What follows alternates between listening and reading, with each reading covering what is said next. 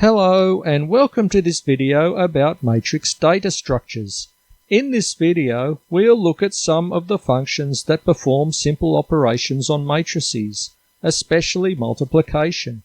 They need to be properly tested because a version of multiplication can be created that can work for square matrices but not for non-square matrices. This can be a bit of a trap because when we create other more complicated functions, then we usually only use square matrices, and non-square matrices never get tested. So this is an example of how to multiply two matrices together. We have to multiply this row in the first matrix with this column in the second to get this element, and we have to do this for every element. This is a sort of dot product. A computer can easily do this for gigantic matrices. So I'll just go through the code again. We'll declare the function with all of its internal variables. The number of columns of A must be equal to the number of rows of B for multiplication to take place. Otherwise, we'll return an error. Then we'll set the dimensions of the product matrix. So we'll create a double loop to go through every element in the product matrix. And because every element in the product matrix is an accumulated total, then this value is initially set to 0. We'll get the location of the next element in the product matrix here. And we'll use another complicated loop function here to calculate the value of each element in the product matrix.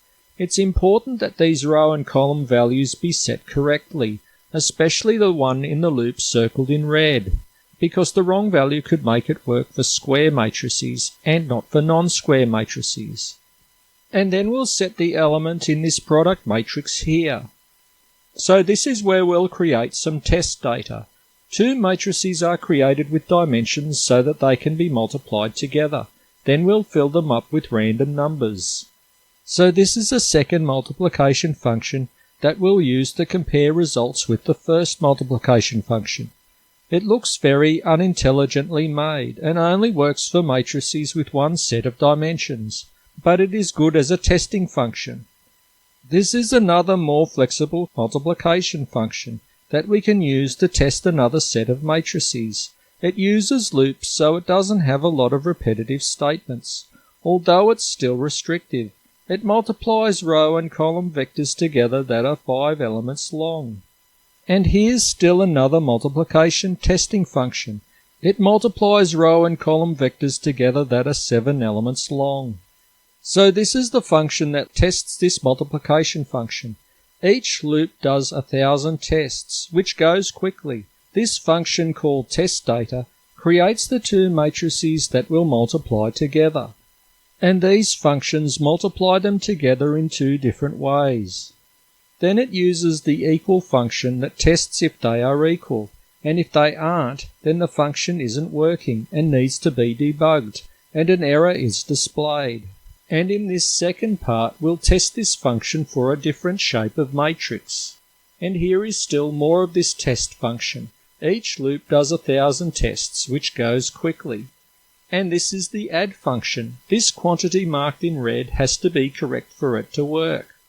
Here is a version of add which is faster. Since each element in each corresponding location is added simply, then only this single loop is required to add two matrices, which can make the function faster, since the location doesn't need to be calculated, but is equal to the loop variable. And here's the function that creates test data for the add function. The two matrices to be added together need only have their dimensions identical. This is a second add function to add two matrices that are non-square. It is very bulky and inflexible, but is good enough to use as a testing function. And here's another addition testing function to add a larger pair of matrices.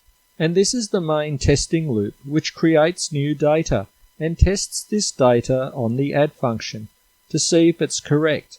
It checks two sorts of non-square matrices. Now to test the subtraction function, which is very similar to the addition function, as you could imagine. And here's its corresponding faster function, which uses a single loop to make it go faster, maybe twice as fast. And here's the inflexible subtraction function that we can use to compare the first subtraction function with, to check if it's correct. And here's a second inflexible subtraction function that we can use to test the first subtraction function.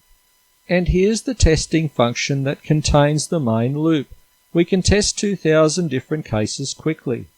And here's the copy function with its faster version. It's a very simple function that just equates the elements in the new matrix with those of the old.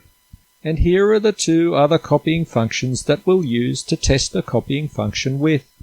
And here's the function that contains the main loop that can test thousands of different cases. Not a lot can go wrong with this function, but a nasty error can creep into this function that can go unnoticed, because it only gets used with square matrices. So I hope that you found this video to be helpful and interesting. Please click like and subscribe if you did. Feel free to share this video. Please leave some helpful thoughts in the comments. And thanks a lot for watching.